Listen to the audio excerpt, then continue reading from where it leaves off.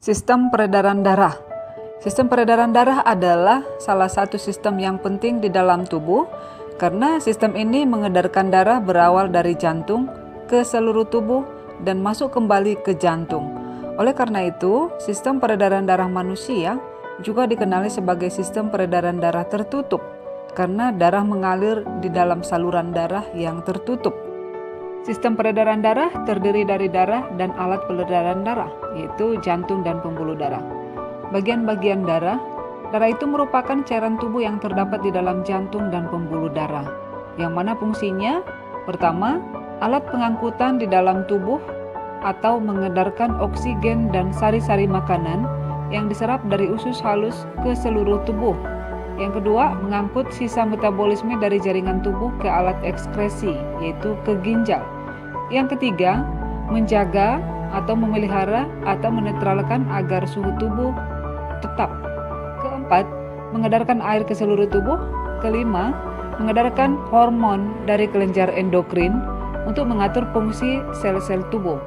Keenam, sebagai alat pertahanan tubuh dari kuman atau melawan penyakit. Yang ketujuh, mengatur keseimbangan asam basa supaya jaringan tidak rusak.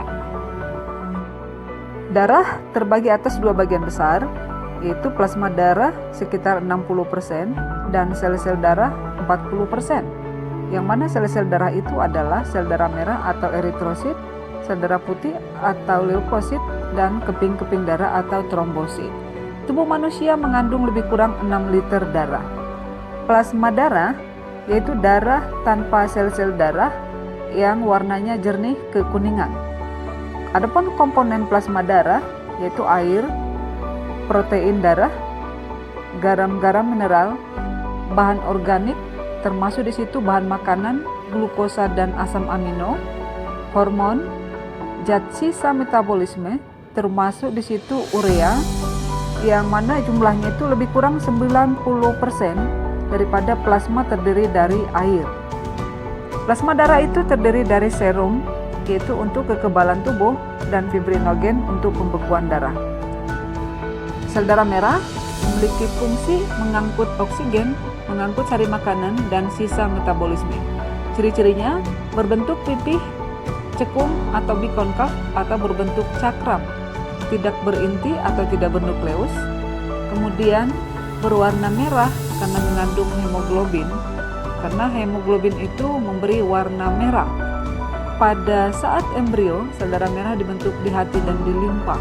Setelah dewasa, sel darah merah dibentuk di sumsum tulang belakang, yang mana jumlahnya itu 4-5 juta milimeter kubik, dapat hidup lebih kurang 120 hari, dan ia kemudian dirombak dan dimusnahkan di hati dan digantikan oleh sel darah merah yang baru di sumsum tulang belakang. Sel darah putih fungsinya melindungi tubuh terhadap infeksi dan serangan bakteri ataupun virus, juga memberi kekebalan pada tubuh. Ciri-cirinya, bentuknya tidak tetap, bervariasi, terdapat berbagai jenis sel darah putih yang berlainan dari segi rupa dan juga fungsi, memiliki inti sel, tidak berwarna, dapat bergerak secara amoeboid, dapat menembus dinding pembuluh darah atau sering disebut dengan diapidesis. Sebagian besar dibentuk di dalam sumsum tulang merah, dapat hidup sekitar 12-13 hari. Jumlahnya 6-9 ribu milimeter kubik. Kalau misalnya dia kurang dari 6.000 mm kubik, itu sering disebut dengan istilah leukopenia. Andaikan lebih dari 9.000 kubik, itu disebut dengan leukositosis. Dan bila leukositosis menjadi amat besar, misalnya sampai dengan 200.000 mm kubik, itu sering disebut dengan leukemia atau kanker darah. Leukosit dibagi atas dua kelompok besar. Satu, granulosit, yaitu bila plasmanya bergranulel, dan yang kedua, agranulosit, bila plasmanya tidak bergranuler. Yang termasuk ke bagian daripada granulosit yaitu basofil, neutrofil, dan eosinofil. Dan yang termasuk ke agranulosit yaitu monosit dan limfosit. Yang ketiga adalah trombosit. yang berfungsi untuk pembekuan darah. Ciri-cirinya, bentuknya tidak beraturan, terbentuk dari kepingan-kepingan sel-sel lain, yaitu serpihan-serpihan sitoplasma yang sangat kecil, dan bila tersentuh benda yang permukaannya kasar, akan mudah pecah. Bentuk tidak beraturan, tidak mempunyai inti, dapat hidup sekitar 8-12 hari, ukurannya lebih kecil dari sel darah merah dan sel darah putih, jumlahnya 200-400 ribu mm3. Adapun proses pembekuan darah itu adalah seperti ini. Saat terjadi luka, darah akan keluar dari pembuluh. Bila trombosit yang keluar bersama darah menyentuh benda yang permukaannya kasar, maka trombosit akan pecah dan mengeluarkan zat trombokinase yang dikandungnya. Trombokinase akan masuk ke dalam plasma darah dan akan mengubah protrombin menjadi enzim yang aktif disebut dengan trombin. Protrombin adalah senyawa protein yang larut dalam darah yang mengandung globulin. Zat ini merupakan enzim yang belum aktif, dibentuk oleh hati, dibantu oleh vitamin K. Perubahan protrombin menjadi trombin oleh trombokinase dipengaruhi oleh adanya ion kalsium di dalam plasma darah. Selanjutnya, trombin yang terbentuk akan mengubah fibrinogen menjadi benang-benang fibrin. Terbentuknya benang-benang fibrin menyebabkan luka akan tertutup sehingga darah tidak mengalir keluar lagi. Golongan darah. Dr. Landsteiner dan Donat menemukan antigen atau agglutinogen yang terdapat di dalam sel darah merah dan juga menemukan antibodi atau agglutinin yang terdapat di dalam plasma darah. Atas dasar macam antigen yang ditemukan tersebut, Dr. Landsteiner dan Donat membedakan golongan darah menjadi 4 macam, yaitu golongan darah A, golongan darah B, golongan darah AB, dan golongan darah O. Golongan darah A, bila sel darahnya mengandung agglutinogen A dan serumnya mengandung agglutinin beta atau anti B. Golongan darah B, bila di dalam sel darah merahnya terdapat agglutinogen B dan di dalam serumnya terdapat agglutinin alpha. Golongan darah AB, bila di dalam sel darah merahnya terdapat agglutinogen A dan B, tetapi di dalam serumnya tidak mengandung agglutinin. Golongan darah O atau golongan darah 0, bila di dalam sel darah merahnya tidak terdapat agglutinogen, tetapi di dalam serumnya terdapat agglutinin alpha dan agglutinin beta. Boleh dilihat di dalam tabel yang ada di layar. Transfusi darah. Mengapa kita harus mengetahui golongan darah? Penggolongan darah manusia itu sangat besar manfaatnya, yaitu yang pertama untuk proses transfusi darah dan yang kedua membantu penyelidikan tindakan kriminal. Transfusi darah adalah pemberian darah dari seorang yang disebut donor kepada orang yang memerlukan disebut resipien. Dalam transfusi ini, donor memberikan sel darah sehingga yang perlu diperhatikan adalah macam-macam agglutinogennya, sedangkan bagi resipien yang diperhatikan adalah macam agglutininnya. Dalam proses transfusi itu, harus diusahakan agar agglutinogen pada darah donor tidak berjumpa dengan zat antinya yang terdapat di dalam plasma darah resipien. Untuk itu, golongan darah donor harus sama benar dengan golongan darah resipien. Selama suatu agglutinogen tidak bertemu dengan agglutinin, maka walaupun golongan darahnya tidak sama, transfusi tetap dapat dilakukan. Untuk lebih jelasnya, boleh dilihat yang ada di tabel di dalam ini. Berdasarkan tabel tersebut, tampak bahwa golongan darah AB dapat menerima dari semua golongan darah lainnya. Ini yang disebut dengan resipien universal. Dan golongan darah O dapat memberikan darahnya ke semua golongan darah lainnya. Disebut dengan donor universal. Jantung. Jantung dibentuk oleh otot jantung, jaringan ikat, dan jaringan epitel. Organ tersebut terdiri atas 3 lapisan, yaitu epikardium, miokardium, dan endokardium. Epikardium, lapisan terluar, disusun oleh jaringan ikat. Miokardium, di antara jaringan epikardium dan endokardium, berfungsi untuk mengatur kecepatan denyut jantung. Endokardium, lapisan terdalam, disusun oleh selapis jaringan endotelium.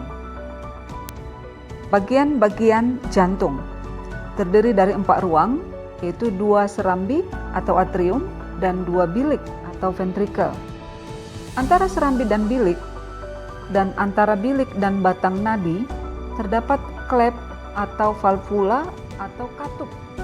Fungsi klep ataupun katup ini adalah untuk menjaga agar aliran darah tetap searah.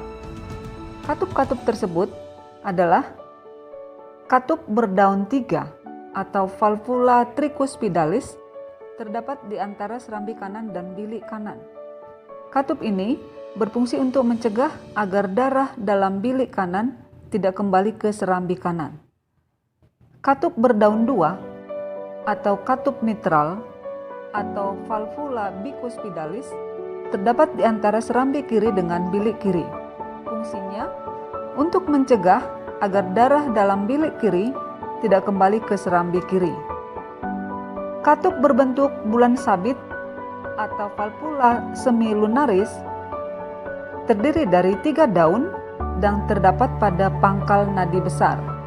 Fungsinya untuk mencegah agar darah dalam nadi tidak kembali ke bilik. Serambi kanan fungsinya menerima darah yang mengandung CO2 dari kepala dan badan. Serambi kiri menerima darah yang mengandung O2 dari paru-paru. Bilik kanan memompa darah yang mengandung CO2 ke paru-paru. Bilik kiri untuk memompa darah yang mengandung O2 ke seluruh tubuh. Pembuluh darah.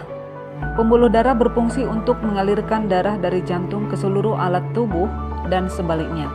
Kita mengenal ada 3 macam pembuluh darah, yaitu pembuluh nadi atau pembuluh arteri, pembuluh balik atau pembuluh vena, dan kapiler. Pembuluh nadi. Pembuluh nadi atau arteri yaitu pembuluh yang mengalirkan darah dari jantung ke seluruh tubuh. Pembuluh nadi dapat dibedakan menjadi aorta, arteri, dan arteriol. Aorta yaitu pembuluh nadi besar yang langsung berhubungan dengan jantung atau nadi besar yang mengangkut darah keluar langsung dari jantung. Arteri adalah cabang dari aorta, sedangkan arteriol adalah cabang arteri yang berhubungan dengan kapiler. Jadi, urutan aliran darah pada nadi adalah darah dari jantung ke batang nadi atau ke aorta, ke arteri, ke arteriol, dan selanjutnya ke kapiler. Pembuluh nadi memiliki diameter bervariasi. Batang nadi atau aorta memiliki diameter lebih kurang 20 mm dan makin jauh dari jantung, diameter nadi makin kecil. Arteriol memiliki diameter kira-kira 0,2 mm. Aorta ada 2 macam, yaitu batang nadi dan arteri pulmonalis. Batang nadi atau truncus aorta ini mengangkut darah dari bilik kiri yang kaya oksigen ke seluruh tubuh. Satu lagi, nadi besar paru-paru atau arteri pulmonalis ini mengangkut darah dari bilik kanan yang miskin O2 tetapi kaya dengan CO2. Pembuluh ini bercabang 2, yaitu ke paru-paru kanan dan ke paru-paru kiri. Di dalam paru-paru, darah melepaskan CO2 dan mengikat O2. Pembuluh balik atau vena, yaitu mengangkut darah dari seluruh organ tubuh menuju ke jantung. Vena dapat dibedakan menjadi venula, vena, dan vena cava. Venula adalah pembuluh balik yang berhubungan dengan kapiler. Vena menerima darah dari venula, sedangkan vena cava adalah pembuluh balik besar yang langsung berhubungan dengan jantung. Vena langsung berhubungan dengan jantung ada 2, yaitu vena pulmonalis dan vena cava. Vena pulmonalis mengangkut darah yang kaya O2 dari paru-paru ke serambi kiri. vena cava mengangkut darah yang miskin oksigen dan kaya karbon dioksida ke serambi kanan. Vena cava dibagi dua, yaitu vena cava superior, pembuluh balik besar atas, mengangkut darah dari kepala, dan vena cava inferior, pembuluh balik besar bawah, mengangkut darah dari alat-alat tubuh bagian bawah, seperti tangan, kaki, alat pencernaan, ginjal, hati, dan lain-lain. Pembuluh kapiler. Pembuluh kapiler yaitu pembuluh halus yang menghubungkan arteriol dengan venula, yaitu pembuluh darah yang sangat halus berupa cabang pembuluh darah terkecil yang menyebar ke seluruh jaringan. Dindingnya tersusun dari satu lapis sel dan terjadi pertukaran gas. Pada pembuluh inilah terjadi pertukaran oksigen, zat makanan dari darah dengan CO2 dan zat sampah jaringan. Proses peredaran darah. Bagaimanakah proses peredaran darah terjadi? Selama manusia masih hidup, darah akan terus beredar dari jantung ke seluruh jaringan tubuh dan kembali ke jantung. Selama dalam peredaran, darah mengangkut zat makanan, oksigen, vitamin, garam mineral, dan hormon ke jaringan, dan juga mengangkut zat-zat sisa metabolisme ke arah pengeluaran. Peredaran darah terbagi atas dua bagian besar, yaitu yang pertama peredaran darah kecil, yaitu peredaran darah dari jantung, dari bilik kanan, menuju ke paru-paru, kembali ke jantung, yaitu ke serambi kiri. Yang kedua peredaran darah besar, yaitu peredaran darah dari jantung, bilik kiri, menuju ke seluruh tubuh, kecuali ke paru-paru, dan kembali ke jantung, ke serambi kanan. Peredaran limfa. Limfa atau getah bening merupakan cairan yang berwarna kekuning-kuningan dan mengisi rongga antar sel pada jaringan tubuh. Di dalam cairan ini juga terdapat sel darah putih, keping-keping darah, dan fibrinogen. Pembuluh getah bening atau limfa merupakan saluran yang mempunyai dinding tipis. Di sepanjang pembuluh limfa terdapat beberapa kelenjar limfa dan merupakan filter kuman-kuman penyakit.